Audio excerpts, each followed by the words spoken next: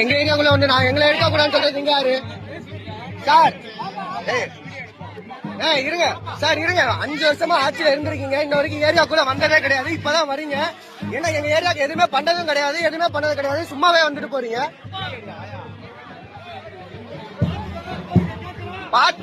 பாத்துக்கோங்க, கோரிக்கை எதுவுமே கேட்கவே கிடையாது. அவங்க கூட வந்துட்டு சும்மாவே போறாங்க. எங்க ஏரியால எதுவுமே பண்ணதும் கிடையாது. 5 வருஷம் ஆயிடுச்சு, ஒண்ணுமே பண்ணதே கிடையாது.